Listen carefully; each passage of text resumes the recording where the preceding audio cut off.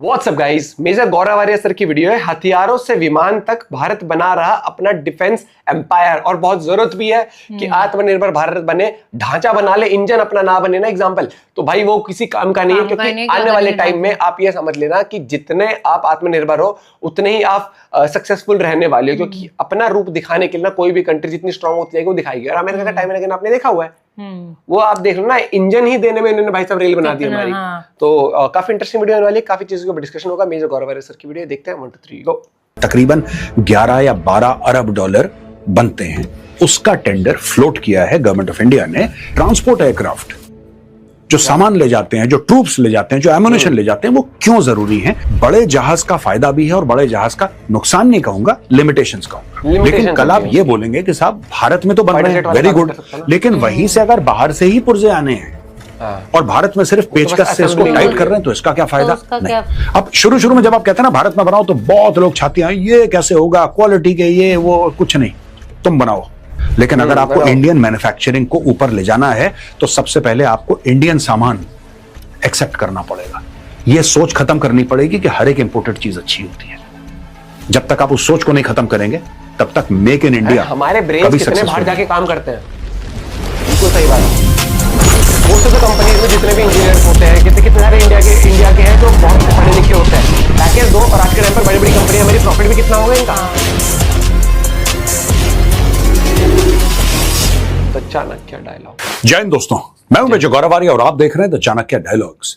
Defence procurement के बारे में या फिर हथियारों के मामले में भारत ने 2-3 बहुत अहम कदम उठाए हैं और आज उन अहम कदमों के बारे में हम आपके साथ एक डिस्कशन करेंगे। भारत ने एक जमाने में हम लोग नेगेटिव लिस्ट बोलते थे। नेगेटिव लिस्ट है क्या? उसका नाम चेंज कर दिया है कुछ समय पहले, और अब उसको क्या बोलते हैं? नेगेटिव लिस्ट को। ये नेगेटिव लिस्ट है क्या? उससे आत्मनिर्भर भारत पे क्या असर पड़ेगा? और भारत की जो लिफ्ट कैपेबिलिटी है इंडियन एयरफोर्स की, सामान या ट्रूप्स या एमुनेशन एक जगह से दूसरी जगह ले जाया जाता है जब लड़ाई होती है या ट्रेनिंग होती है, किसी भी प्रकार के माहौल में ये जो एयरक्राफ्ट हैं इनकी कमी हो रही थी, उसके लिए भारत सरकार ने क्या कदम उठाए हैं उन एयरक्राफ्ट्स के बारे में भी आपको बताएंगे, और नए नए जो वेपन्स आ रहे हैं उनके बारे में भी हम आपको जानकारी देंगे। आइए मेरे साथ दोस्तों। 1 लाख करोड़ का टेंडर, आप ये समझ लीजिए, 1 लाख करोड़ का टेंडर दिया है। तकरीबन 11 या 12 अरब डॉलर बनते हैं, उसका टेंडर फ्लोट किया है गवर्नमेंट ऑफ इंडिया ने, एमओडी ने, मिनिस्ट्री ऑफ डिफेंस ने, for 60 multi role transport aircraft. ये मल्टी रोल ट्रांसपोर्ट एयरक्राफ्ट क्या है? फाइटर एयरक्राफ्ट आपने सुना है? आपने फाइटर एयरक्राफ्ट सुना है? जैसे हम तेजस की बात करते हैं, राफेल की बात करते हैं, सुखोई की बात करते हैं, मिराज की बात करते हैं, ये सारे के सारे फाइटर एयरक्राफ्ट है। उनका भी अलग अलग रोल है, लेकिन essentially these are fighter aircraft. फिर आपने देखा होगा, हम लोगों ने बात करी साहब पोसाइडन की, तो आपने बोला साहब ये तो रिकॉनेसेंस है या एवैक्स है, उसके बारे में भी हमने आपको बताया। लेकिन ट्रांसपोर्ट एयरक्राफ्ट जो सामान ले जाते हैं, जो ट्रूप्स ले जाते हैं, जो एमुनेशन ले जाते हैं, वो क्यों जरूरी हैं और भारत कर क्या रहा है? देखिए, आज की तारीख में भी ये पुराने रशियन एयरक्राफ्ट हैं, AN-32 कहते हैं इसको। AN-32 और IL-76 ये 2 एयरक्राफ्ट है, और भी कई सारे हैं, मैं सिर्फ ये नहीं कह रहा ये 2 हैं, लेकिन ये पुराने हैं, थोड़े से रशियन ओरिजिन के हैं। तो ये AN-32 एयरक्राफ्ट को अब ये फेज आउट करने की बात है कि इनको फटाफट फेज आउट करो, तो उनकी रिप्लेसमेंट के लिए एयरक्राफ्ट लेने की बात हो रही है। अब ये है क्या पूरा मामला? देखिए, ये मल्टी रोल मिशंस क्या हैं? ट्रूप ट्रांसपोर्ट, यानी कि जो हमारे सोल्जर्स हैं, कि जो हमारी टीम्स हैं, उनको एक जगह से दूसरी जगह ले जाना। दूसरी चीज, कार्गो एंड इक्विपमेंट लिफ्ट। इसमें कार्गो हो सकता है, कुछ भी हो सकता है, एमुनेशन हो सकता है, वेपन्स हो सकते हैं, कोई भी सेंसिटिव इक्विपमेंट हो सकती है, कुछ भी हो सकता है, राइट? इनको एक जगह से दूसरी जगह ले जाना। तीसरी चीज, rapid deployment and tactical airlift. जब फटाफट आपको ट्रूप्स भेजने हो किसी काम के लिए, आपने लोड करा, go. They can jump, paratroopers jump कर सकते हैं, ये लैंड कर सकता है कहीं पे, वहां पे ट्रूप्स को ये लोग डाल। इवैक्यूएशन करना हो आपको, ये भी एक चीज होती है ना, इवैक्यूएशन। आपको पता लगा कि लड़ाई हो रही है, आपके ट्रूप्स जो हैं वो बहुत बुरी तरीके से चोटिल हो गए, तो गाड़ियों में एक लेवल तक लेकर आए, एक जगह तक लेकर आए, वहां से इनको लिफ्ट करके ले गए। इन कामों में भी काम आती हैं। Operations in difficult and remote areas and potential role, aerial refuelling या पोटेंशियल रोल है। खैर, अब दोस्तों बात यह है कि आपको पता है जैसे ग्लोब मास्टर है, अब भारत के पास ग्लोब मास्टर है, वो लगता है फ्लाइंग सिटी टाइप का लगता है, इतना बड़ा है ग्लोब मास्टर। बड़े जहाज का फायदा भी है और बड़े जहाज का नुकसान नहीं कहूंगा, लिमिटेशंस कहूंगा। होता क्या है कि जब आप बहुत बड़े एयरक्राफ्ट होते हैं जो कि भारत के पास हैं, these are among the finest aircraft in the world जो भारत के पास है। इसका इशू ये है कि सामान तो ये बहुत ज्यादा ले जा सकता है, बहुत ज्यादा सामान ले जा सकता है, लेकिन हर जगह आप चाहें ग्लोब मास्टर लैंड हो जाए ऐसा नहीं है, हर जगह से वो टेक ऑफ कर ले ऐसा भी नहीं है। बहुत पावरफुल एयरक्राफ्ट है, बहुत जबरदस्त लिफ्ट कैपेबिलिटी है, लेकिन अगर आप चाहते हैं कि छोटी जगह में टेक ऑफ और लैंड करे उसके लिए प्रॉब्लम हो सकती है। और हर चीज को आप जैसे हम कहते हैं ना कि हर चीज के लिए हथियार अलग होता है, ये लिफ्ट कैपेसिटी या लिफ्ट कैपेबिलिटी या ट्रांसपोर्टेशन के लिए भी अलग अलग प्लेटफॉर्म्स बनाए जाते हैं अलग अलग काम के लिए। अब दोस्तों ये आप देख रहे हैं ये जो पूरी की पूरी डील है 1 लाख करोड़ की, इसमें 20% एयरक्राफ्ट होंगे ये फ्लाई अवे कंडीशन में होंगे। ठीक है, फ्लाई अवे कंडीशन का ये मतलब है कि आपने एयरक्राफ्ट आपने टाई अप करा, भारत की कंपनी और कोई विदेशी कंपनी जिसके पास टेक्नोलॉजी है, तो हमने उसको बोला कि साहब ऐसा है कि हम चाहते हैं आपसे ये सब चीजें खरीदना, ये एयरक्राफ्ट हम आपसे खरीदेंगे। तो अगर हम आपसे 100 एयरक्राफ्ट खरीद रहे हैं, एक उदाहरण दे रहा हूं, 100 एयरक्राफ्ट खरीद रहे हैं, तो उसमें से 20 एयरक्राफ्ट आप अपनी फैक्ट्री में जो कि विदेश में है आप वहां से बना के हमें देंगे। डन। और बाकी जो 80 एयरक्राफ्ट हैं वो 80 एयरक्राफ्ट भारत में बनेंगे। तो उसमें ट्रांसफर ऑफ टेक्नोलॉजी होगी, उसमें हमारे यहां फैक्ट्रीज बनेंगी, यहां पे जॉब्स होंगे, इकोनॉमी को फायदा होगा, और सबसे बड़ी बात एक डिफेंस का इकोसिस्टम और मजबूत होगा। तो ये 20% aircraft in flyaway condition, remaining aircraft to be manufactured in India, indigenous content more than 60%। अब ये एक और चाबी है, 80% एयरक्राफ्ट भारत में तो बनेंगे, लेकिन कल आप ये बोलेंगे कि साहब भारत में तो बन रहे हैं, वेरी गुड, लेकिन वहीं से अगर बाहर से ही पुर्जे आने हैं और भारत में सिर्फ पेचकस से इसको टाइट कर रहे हैं तो इसका क्या फायदा? नहीं, इसमें भी एक इसमें कंडीशन है कि 60% इंडिजिनस कंटेंट होना चाहिए। तो इसमें 60% कंटेंट जो है, 40 फिर बाहर आएगा, 60। ये क्या होता है? डेवलपमेंटल स्टेज होता है। आपने अभी बोला 60%, हो सकता है 5 साल के बाद ये 65 या 70% हो जाए। इस तरीके से फिर एक ऐसा टाइम आएगा जब 95 या 100% भारत में बन रहा होगा। तो 60% का इसमें है। अब जो मीडिया बता रहा है फ्रंट रनर हैं इस डील के लिए टाटा, लॉकहीड मार्टिन का C-130J super Hercules already Bharat में है हमारे पास, हम लोग यूज करते हैं। एक तो वो है टाटा और लॉकहीड मार्टिन का, ये प्रोवन प्लेटफॉर्म है।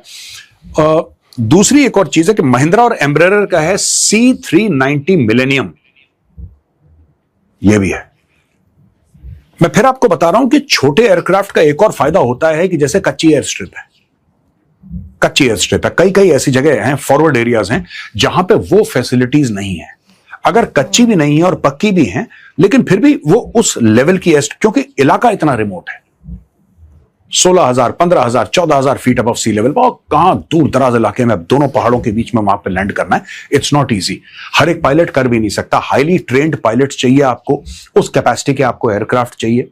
पायलट की ट्रेनिंग सबसे ऊपर, पायलट की ट्रेनिंग और पायलट की कैपेसिटी और कैपेबिलिटी के बाद वो कौन सा जहाज चला रहा है वो नंबर 2 पे है, right. Pilot is always supreme in this case, pilot की जो स्किल्स हैं, लेकिन पायलट को फिर ऐसे हथियार, ऐसे प्लेटफॉर्म चाहिए कि वो जादू आपके लिए कर दे, और ये एयरक्राफ्ट वो जादू करेंगे। ये है। तो ये दोस्तों डील हो रही है 60 मल्टी रोल ट्रांसपोर्ट एयरक्राफ्ट की। इसमें ये चाहती है इंडियन एयरफोर्स कि इसमें 18 से लेकर 30 टन, 18 से लेकर 30 टन के बीच में इसकी लिफ्ट कैपेसिटी हो, ये इतना सामान या इतने ट्रूप्स इतना उठा के ले जाए। मीडियम ट्रांसपोर्ट एयरक्राफ्ट हो, versatile, reliable and mission ready. अभी एक एक चीज में वर्सेटिलिटी की बात करेंगे तो उसके 50 पॉइंट होंगे, रिलायबिलिटी की बात करेंगे 50 पॉइंट होंगे, मिशन रेडी की बात करेंगे 50 पॉइंट होंगे। क्योंकि जब एयरफोर्स बोलता है कि हमें ये 60 जहाज चाहिए, फिर उसमें ईच एंड एवरीथिंग बहुत डिटेल में जाते हैं ये। तो अच्छा, जो बाकी कंपनीज हैं हमने आपको बता दिया कि ये टॉप में है, टाटा और महिंद्रा। हिंदुस्तान एरोनॉटिक्स लिमिटेड भी इसमें है बीच में, Adani defence and aerospace number 4 पे, और लास्ट है रिलायंस डिफेंस। तो इस तरीके से जो फ्रंट रनर हैं, जिन्होंने बोला है कि हाँ साहब कर सकते हैं, ये प्रूवन कैपेसिटी और कैपेबिलिटी है, वो है टाटा और महिंद्रा। अभी तक मीडिया की ये रिपोर्ट्स हमारे सामने आई हैं, क्योंकि लार्ज स्केल पर होगा ना काम भी पूरा। जैसा दोस्तों मैंने आपको पिछली स्लाइड में बताया था कि 60 एयरक्राफ्ट आप ले रहे हैं, राइट, जिसमें से कुछ बाहर बनेंगे और 80% भारत में बनेंगे। ये मैंने स्टोरी आपको बताई। उसमें मैंने ये भी बताया कि 60% इंडिजिनस कंटेंट, यानी कि उसके जो पुर्जे हैं, क्योंकि हजारों पार्ट्स हैं इसके, 60% किसी भी एयरक्राफ्ट के, किसी भी वेपन सिस्टम के बड़े सारे पार्ट्स होते हैं, और एयरक्राफ्ट के तो फिर तो पता नहीं कितने ही हजार इसके पार्ट होते हैं, तो वो भारत में बनेंगे 60%। 60%. Right, that is called indigenisation. 60% indigenisation है उसमें, भारत में पार्ट्स बने हैं। अब यहां पे ये कहना है इनका कि इसको इंप्रूव करना, जैसे मैंने बोला ना 60 का फिर 65 होगा, फिर 70 होगा, तो ये कैसे किया जाता है? एक तो भारत में बनते हैं, दूसरा एक और चीज जो सरकार करती चली आई है भारत में, हमारे टाइम पे उसको बोलते थे नेगेटिव लिस्ट। बहुत पहले की बात बता रहा हूं, ये तो बहुत पहले नॉमेनक्लेचर चेंज हो गया। मैं सिर्फ आपको एक जस्ट एन एनेक्डोट, इसको नेगेटिव लिस्ट कहा जाता था, अब इसको कहते हैं पॉजिटिव इंडिजनाइजेशन लिस्ट। ये है क्या, ये मैं आपको बता दूं क्यों जरूरी है डिफेंस के लिए। अब दोस्तों, मैन्युफैक्चरर्स को यह बता दिया गया है कि ये जो आइटम है ना, ये आप बाहर से नहीं ले सकते, आप ले ही नहीं सकते, ये आपको भारत में बनाना ही पड़ेगा। ये बाहर से लेना बैन है।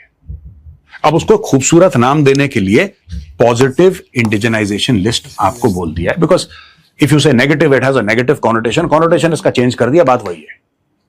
यानी कि ये जो पुर्जे हैं, ये जो इक्विपमेंट है, या ये जो इंस्ट्रूमेंट है, या ये जो XYZ है, ये भारत में ही बनेगा, आप बाहर से नहीं ले सकते। अब आप खुद फैक्ट्री शुरू करो, भारत में बनाओ। सरकार पैसा देगी और सरकार की पूरी कोशिश है कि ये पैसा बाहर ना जाए, ये पैसा जो लाखों करोड़ों की डील है, ये भारत के अंदर हो, भारत के अंदर हो। इनफैक्ट जो 114 राफेल की हम बातें करते हैं ना, $40 अरब की डील, उसमें भी सरकार ने यही बोला है कि 80% will be made in India. सरकार कह रही है हम फ्रांस से डील साइन कर रहे हैं, राइट? 20% आप फ्रांस में बना के दोगे हमें, 80% भारत में बनेगा। अब बनाना, अगर आपको डील चाहिए, अगर आप चाहते हो कि भारत के डॉलर आपको, you need India's dollars, then boss you have to make in India, वरना आपको पैसा नहीं मिलेगा, आपको भारत में ही बनाना पड़ेगा। तो ये वही मुहिम है, इसमें 405 आइटम ऐड कर दिए हैं। ये चीज, ये बाहर से इंपोर्ट नहीं हो पाएंगे, वरना तो पैसे देके करवा लो। इस पे लग गया बैन। वर्ड बैन का यूज ये नहीं कर रहे हैं, ये मेरा वर्ड है, लेकिन ये बैन ही है। सरकार ने बेसिकली बोल दिया है कि ये 405 आइटम है, अब ये बाहर से नहीं आएंगे, आप भारत में बनाओ। इसी तरीके से होता है दोस्तों, ये हजारों आइटम है, बाय द वे, ये पॉजिटिव इंडिजनाइजेशन लिस्ट है, इसमें हजारों आइटम है, उसमें 405 और डाल दिए। अब ये कह रहे हैं कि 3070 करोड़ की एक बिजनेस अपॉर्चुनिटी है भारत में। 3070 करोड़, यानी कि ये जो 3070 करोड़ हैं, जो कि इससे इतना हमें खर्च करना पड़ता इन 405 आइटम्स के लिए, जो कि विदेश से हम मंगवा रहे थे, अब इतना पैसा भारत में खर्च होगा। Now somebody will have to create a factory and he will get the contract, but ये करना पड़ेगा अगर आपको 3070 करोड़ का कॉन्ट्रैक्ट चाहिए। ये एक कॉन्ट्रैक्ट नहीं है 3070 करोड़ का, कोई कॉन्ट्रैक्ट 20 करोड़ का होगा, कोई 25, कोई 50, कोई 100, कोई 5 करोड़ का, depends on type of equipment. ये कई 100 कंपनियां होंगी जो इसको सप्लाई करेंगी, to be made in India and indicative timeline provided for indigenisation of each item. हर एक 405 के 405 के आगे लिखा हुआ है, ये अब तक करोगे, ये अब तक करोगे, अब तक करोगे। टाइमलाइन है, क्वालिटी है, प्राइस है, हर चीज, एवरीथिंग इज फिक्स्ड, और ये भारत में बनेगा। ठीक है जी। लाइन रिप्लेसेबल यूनिट्स हैं इसमें शामिल, सब सिस्टम्स हैं, सब असेंबलीज हैं, स्पेयर्स हैं, कंपोनेंट्स हैं, और रॉ मटेरियल है। अब इसमें अभी तक जो मैं बता रहा था ना, पॉजिटिव इंडिजनाइजेशन लिस्ट, इसमें 15,700 आइटम ऑलरेडी हैं। इसमें 15,700 से ज्यादा ऑलरेडी आइटम इसमें शामिल हैं आज की तारीख में। उसमें आपने 405 और ऐड कर दिए। 9,000 करोड़, पिछले 5 सालों में 9,000 crore, which is almost $1 billion, $1 अरब के आसपास का फिगर है, राइट? उसके थोड़ा सा कम, लगभग $1 अरब का भारत में बनना शुरू हो गया, क्योंकि आपने इतना रोक दिया पिछले 5 सालों में। आपने बोला कि विदेश से नहीं खरीदना है, भारत में बनाओ। क्या बात है। अब शुरू में जब आप कहते हैं ना भारत में बनाओ, तो बहुत लोग छाती हैं, ये कैसे होगा, क्वालिटी के ये वो, कुछ नहीं, तुम बनाओ, खराब क्वालिटी होगी ना, नहीं लेंगे, दोबारा बनाओ, बनाते रहो। अच्छा हाँ साहब, ये एक्सेप्टेबल है क्या? ये वर्ल्ड स्टैंडर्ड का है साहब, स्टैंडर्ड काफी अच्छा है इसका, हम ये तो नहीं कहेंगे कि ये टॉप का है, लेकिन क्या ये एक्सेप्टेबल है? इससे कोई खतरा तो नहीं है? इससे आपकी कैपेसिटी कम तो नहीं होगी? नहीं सर, कैपेसिटी कम नहीं होगी, खतरा वतरा ऐसा कुछ नहीं है। ठीक है, आप इसको एक्सेप्ट करो, आप बेहतर बनाओ, रीच वर्ल्ड क्वालिटी। तो ये इसका एम है। आपको पहले एक्सेप्ट करना पड़ेगा, जो कि एक अच्छी चीज है, क्वालिटी की चीज है, बेहतरीन चीज है, आप उसको एक्सेप्ट करो। घटिया चीज एक्सेप्टेंस की बात नहीं हो रही, लेकिन अगर आपको इंडियन मैन्युफैक्चरिंग को ऊपर ले जाना है, तो सबसे पहले आपको इंडियन सामान एक्सेप्ट करना पड़ेगा। यह सोच खत्म करनी पड़ेगी कि हर एक इंपोर्टेड चीज अच्छी होती है। बिल्कुल सही। मैं वही चीज बता रहा हूँ कि हमें हमेशा ये हो गया था कि भाई बाहर की चीज है तो बढ़िया है, और यहाँ आप ये देखना बाहर की चीज। अरे भाई हमारे यहाँ के लोग पढ़ लिख कर बाहर की कंपनियों में जाके अपना दिमाग ला के बनवा रहे हैं वहां पर हर एक चीज, चाहे कोडिंग हो, चाहे मैन्युफैक्चरिंग हो, चाहे बड़ी बड़ी कंपनियों में इनपुट देना हो, डिजाइनिंग हो, हर एक चीज। और एक बात बताओ, आज के टाइम पर टाटा और महिंद्रा की आप ईवी कार देखना, तारीफ हो रही है पूरी दुनिया के अंदर कि भाई सबसे ज्यादा एफिशिएंट निकली है ये। तो कितना दिमाग लगा के कर रहे हैं ना काम। डिजाइन देख लो B6 का, कहाँ भाई से लेम्बोर्गिनी से 1-2 कितने की आती है वो, ओ भाई कहाँ महिंद्रा की B6 डिजाइन है भाई, क्या कमाल का डिजाइन बना रहे हैं, मतलब फ्यूचरिस्टिक बना रहे हैं, सेफ्टी है, हर एक चीज। मुझे लगता है कि आपको ना यहां से स्ट्रांग होना पड़ता है, यहां से स्ट्रांग होना पड़ता है, और उसके बाद जो प्रोडक्ट बनता है कमाल बनता है। तो हम यहां से स्ट्रांग हैं, अब अपना भारत का वो हो चुका कि आत्मनिर्भर बनना है। क्योंकि कई बार सबक आपको टाइम एंड अगेन मिल चुका कि भाई डिपेंडेंसी आपको कहीं ना कहीं अफेक्ट कर सकती है, लार्ज स्केल डिपेंडेंसी। और उसी के साथ साथ आज के भारत के पास पैसा भी है, तो हम इंफ्रास्ट्रक्चर भी रेडी कर रहे हैं, हर एक चीज हो जाएगी। तो इकोसिस्टम जब हो जाएगा ना, तो आप ये समझना कि एग्जाम्पल कह रहा हूँ, 1000 करोड़ की चीज आपको 500 करोड़ में बनेगी। बहुत फर्क हो जाता है, और उससे आपका पैसा बचेगा, और आपके पास वो रहेगा कि भाई कोई स्पेयर पार्ट की जरूरत है, फटाक से वहां कॉन्टेक्ट करो, ऑर्डर दो, वो चीज। सर्विस की आई है दिक्कत, सर्विस करवानी है, वो चीज। क्योंकि जब आपके जहाज बिल्कुल ही बाहर से ही होंगे पूरे, तो एक एक पुर्जा भी वेट करो भाई, पुर्जा नहीं आ रहा है, जैसे ये हो गया एग्जाम्पल। आप देखो, आप गाड़ी लेके जाते हो, कई बार आपके आसपास के जो है सर्विस सेंटर वहां पर ही नहीं होता, तो वहीं पर ही पार्ट आने में कई बार दूसरी स्टेट से आना है, कहीं से आना है, तो थोड़ा टाइम लग जाता है, कई बार बहुत फर्क पड़ता है। और मुझे लगता है ये इनिशिएटिव गवर्नमेंट का टाइम एंड अगेन आप देखोगे बड़े लेवल पर होता जा रहा है, और बहुत सही हो रहा है। ठीक है, अमेरिका ने बहुत खुशी करी कि हमारा फर्टिलाइजर, लेकिन इंडिया को ये पता है कि उनसे लें तो बेटर है, पहली बात तो दूसरी कंट्री से लें हम, क्योंकि आपको ये फर्क दिख जाएगा कि उनकी सोच क्या है और दूसरी कंट्री की सोच क्या है। वो आपको दबा के चलना चाहते हैं, वो आपके पार्टनर बन के चलना चाहते हैं। तो बड़ा पेचीदा मामला होता है दोस्तों, और हमारे लिए बड़ा आसान होता है कहने के यार पैसे हैं तो ले आओ वहां से। नहीं, आज के टाइम पर आपके पास भी पैसा होगा, लेकिन आप फिर भी वो चीज लेने की सोचोगे जो आपको ज्यादा बेटर। आप गाड़ी लेने जाते हो यार, पैसा है आप, क्या मान लो आप 20 लाख की गाड़ी ले रहे हो, पैसा है, लेकिन उसमें भी आप 4 ऑप्शन देखोगे जाके कि आपको सर्विस कहाँ ज्यादा अच्छी मिलेगी, पार्ट अवेलेबल कहाँ से हो जाएंगे। अपना पॉइंट ऑफ व्यू भी शेयर कर सकते हो। जय हिंद, जय भारत।